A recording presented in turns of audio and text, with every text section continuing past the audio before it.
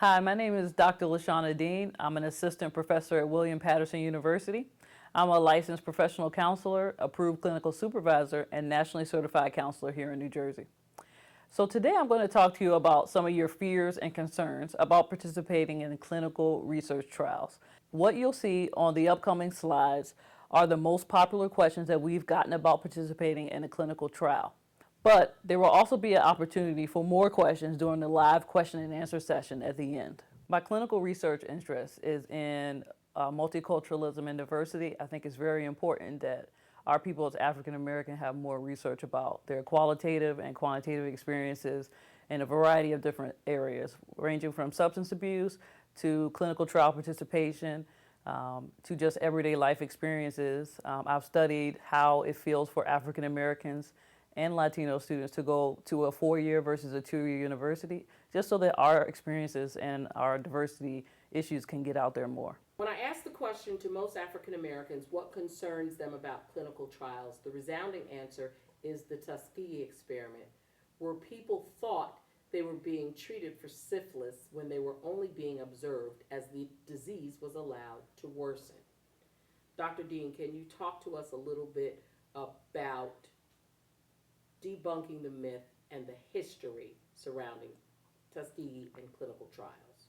There was a time in history when African Americans, as well as other underrepresented groups, were experimented on without any regulations or policies. So for the sake of honesty, there was a time in which that happened. However, research guidelines have drastically changed since those times. We now have a process called the informed consent process. In the informed consent process, you will be given paperwork as well as a verbal explanation of what to expect in the trial. There will be guidelines, regulations, and policies laid out for you very clearly. There's also a complaint procedure on each informed consent process. So if you ever feel like you're not getting the best services, you're being discriminated against, or any other complaints, there's a name and a number for you to contact. One thing I'd like to reassure you of is that your doctors care about you and care about this research deeply, as well as I know that you care about your own personal health and the health of your family members. We do have an informed consent process in place, and that really is just the first level of observation and ensuring that everything goes through properly. The next level is an institutional review board. This is an outside body that checks on all of the procedures and processes that are happening in your trial. This is a group of individuals that will look at every word, how everything is explained, and every policy is laid out to you to make sure that it's clear. For example, any time that I've done clinical research, if I change just one word, I get a call from them and they say, this was not the word you said you were going to use. So I say that just to say that you should be reassured that not only are your doctors making sure to follow the policies and procedures correctly, there's also an outside group that's doing the same. The last thing your doctors want is for them to make a mistake in how they explain things to you, which actually derails a whole trial. And it may, actually mess up their research. So I'm sure that they're going to follow all the policies and procedures to the T. I know when African Americans hear the word clinical trials, they automatically think of the Tuskegee experiment. Okay. And then hit it from, in history, underrepresented, Mm-hmm. and then go back through it, just so we have two options. Okay.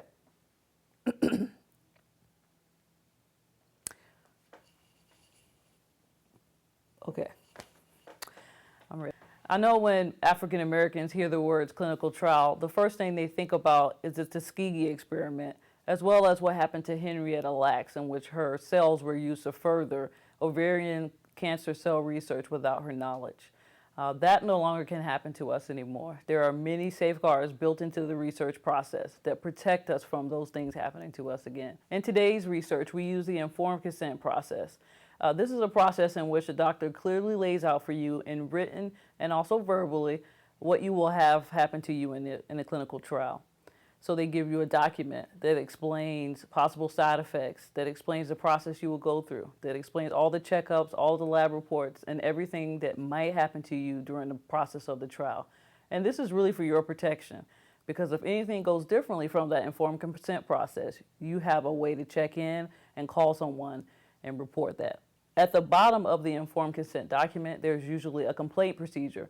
In that procedure, it lists how you can complain as well as who you can contact if you should have any complaints about the trial. And that person is different from your doctor intentionally, so that if you don't feel comfortable telling your doctor about something, you have an outside party that is objective and will listen to your concerns. Another fear you may have is side effects. What are the different side effects that may happen as part of a trial?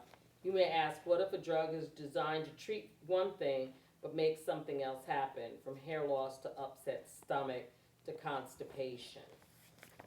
There are possible side effects with everything that we do in life. If you go to the pharmacist tomorrow and pick up a new prescription, they will inform you of the various side effects that you may feel or endure as a part of taking that new medication. So I'm not going to promise you that there won't be any side effects, but what I will promise you is that if those side effects outweigh the benefits of your personal health, the doctor will stop the trial. The number one goal of the doctor is to do no harm. So if the risks outweigh the benefits of your clinical trial, they will stop it and discuss that with you, how you're going to move forward or if you're going to move forward. All of that will be discussed with you. So with any clinical trial, there are things that will be discovered as a part of the trial as it proceeds, as it goes forward. So as those things come up, your job will be to inform the doctor of any new side effects you notice, any new problems that you might be experiencing. And that's where the doctor will stop and have a good conversation with you about proceeding. One of the things that we learned from the past about research is that we need to make sure that the client or the participant is comfortable. So the last thing that we will do is just keep going on in the clinical trial just to see what's going to happen to you. We definitely won't go forward if it's causing you more harm and doing you no good at all. A little bit about your personal experience with clinical trials. Okay. I myself have gone through a clinical trial with my mother when she had cancer. It was pretty late in her cancer diagnosis. There had been many treatments tried and failed. My mother had something known as triple negative breast cancer, which is really resistant to different types of chemotherapy. My mother had something known as triple negative breast cancer, which is really resistant to different types of chemotherapy. With that being the problem, any new thing we tried just didn't work. We knew that we had to try something different. So there were many clinical trials going on at that time. And we didn't know if we were going to get the placebo group, which is just no treatment at all, or if we were going to get the actual drug. But we wanted to try one, any way we could to extend her life. Luckily, we got the actual drug, the actual treatment, and it did help extend my mother's life. It helped her feel better during the last portion of her life, and it helped them learn more about triple negative breast cancer. And I feel really good about that. Although my mother didn't survive her breast cancer, I know that other women with triple negative breast cancer have benefited from the research that they learned during that clinical trial. I'm not sure if you know, but triple negative breast cancer is really common in African American women. So as an African American woman, I felt it was my job and my mother's job to really participate in this research and make sure that they know how to treat us. Because the one thing that I do know is that other groups show up when clinical trials happen. They show out. They participate in everything they can get. One thing that I didn't mention earlier about clinical trials is that not only do you get the possible drug, but you get the very best treatment during that time. Your doctor's watching you continuously. They're checking your lab reports. They even called home. Anytime anything went wrong, we went straight to the emergency room. And there was someone on the doctor's staff who knew my mother's case and would treat her from a very specific and specialized viewpoint of her being within that clinical trial. So during those few months that she was on the clinical trial, she really got the very best care and was way more comfortable in her treatment after that time. All right, so how do I make sure that the trial is transparent? That's a really good concern. Based on our history as African Americans and being an underrepresented group, we have been lied to before and manipulated into participating in clinical trials. One of the things that protects us from that manipulation and being lied to is the informed consent process. There is usually a principal researcher who will have all of the information about the clinical trial, who will explain it to you carefully, and they will make sure that you understand the whole process laid before you. One of the good things about the informed consent process is this is your opportunity to ask any question that you may have.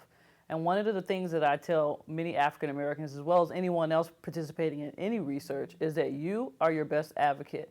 You're the one who has to come prepared with the questions, You can Google things, look them up, see if this will happen to you. You can ask any questions. The good thing about the informed consent process is that doesn't just happen at the beginning of research. You can ask questions at any point throughout your clinical trial. One thing I want to reassure you is that even if you don't get the actual drug during the trial and you're in the placebo group, you will still get the best clinical treatment out there available to you. They still have to monitor you carefully. They still have to make sure you're comfortable. They still will make sure that they are monitoring any crises that you might have. And one of the things that is laid out and will be laid out clearly to you during your informed consent process is that you can remove yourself from the clinical trial at any point. If you feel that it's getting worse and you don't feel comfortable going forward in the trial, you can talk to your doctors about that and make sure that's the best choice for you. So you can withdraw from treatment at any time. How do I conquer my fears, the familiarity surrounding the condition you know compared to an experimental treatment that may make things worse? Or how do I not get my hopes up too high? Or how do you manage the disappointment if the particular trial doesn't work? Okay. Things might get worse, so why would I get my hopes up? Many people have the fear that what will happen if things get worse? What if I don't get any better? Well, there are usually two ways that we can go about handling this. The first thing is talk to your doctor if you feel things are getting worse. They're going to take you out of the clinical trial if it actually is getting worse and that you're not getting any benefit from the trial. The other thing is the fears that we have around our health crises. We have so many fears around that, and that is a normal part of any process of dealing with health issues.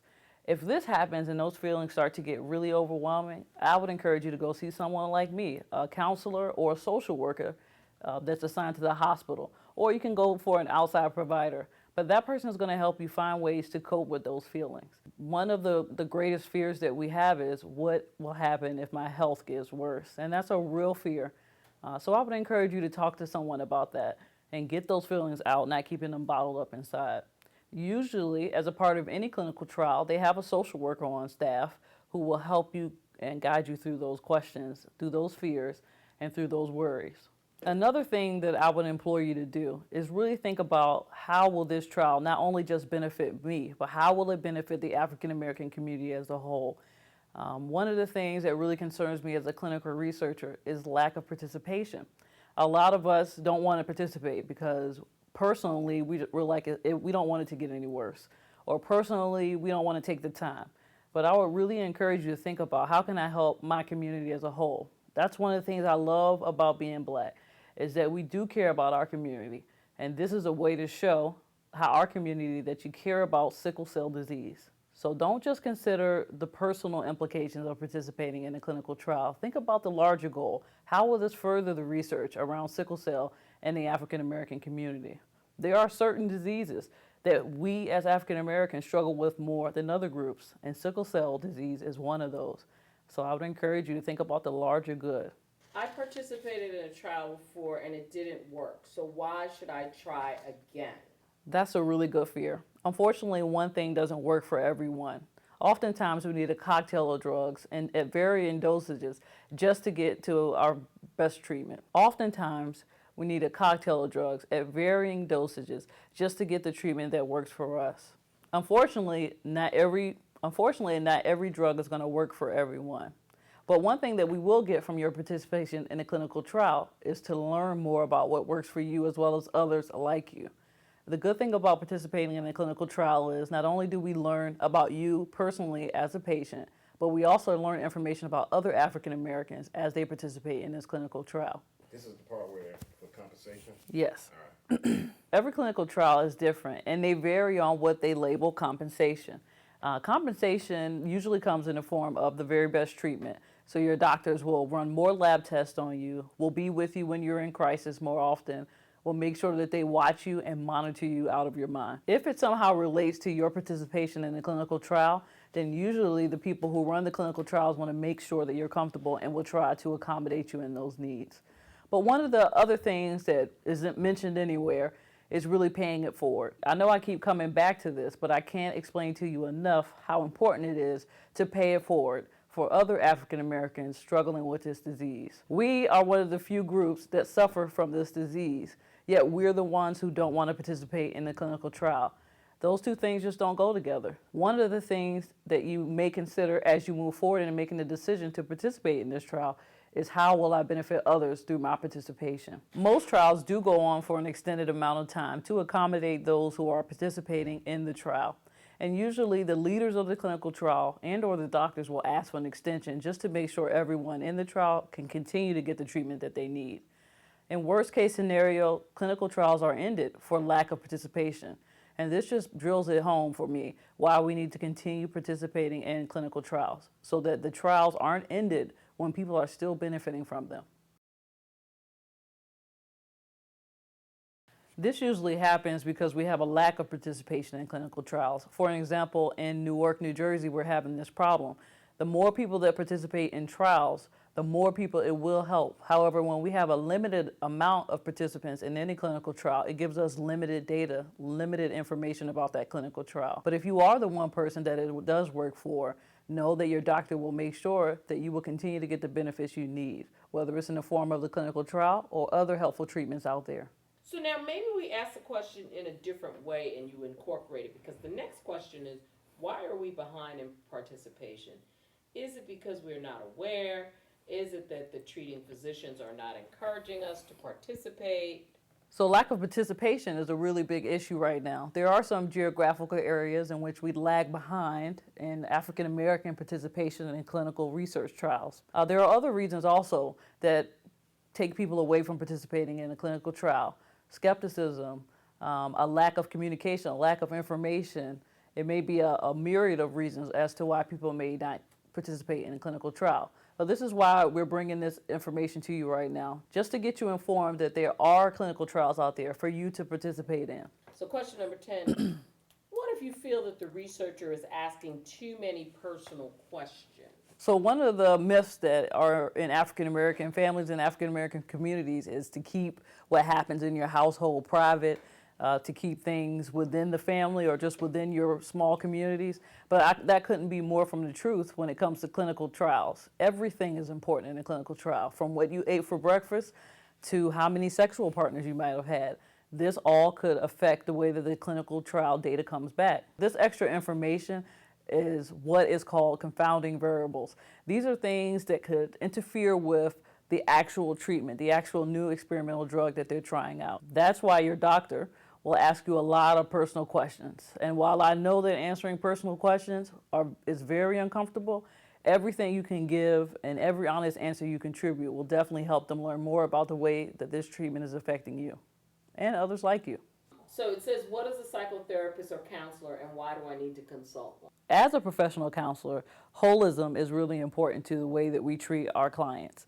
So holism just means that we integrate every part of you. So there's our spiritual self, there's our emotional self, there's our physical self. In order for your physical health to be really where it should be, you need all of those areas in line. So I'll never say to you, don't pray about it, or don't go to your pastor about questions regarding your health, or prayer, because that helps. Everything helps. But another thing that helps is talking about your feelings, getting those feelings out. I think especially African American women and men, we feel that we have to be strong and we have to keep it all inside and we can't show any weaknesses. But this can't be further from the truth. And in fact, it may hurt your actual treatment if you keep things bottled inside. So a professional counselor is there to be a third-party, objective listener to really help you just process through your feelings. We are non-judgmental.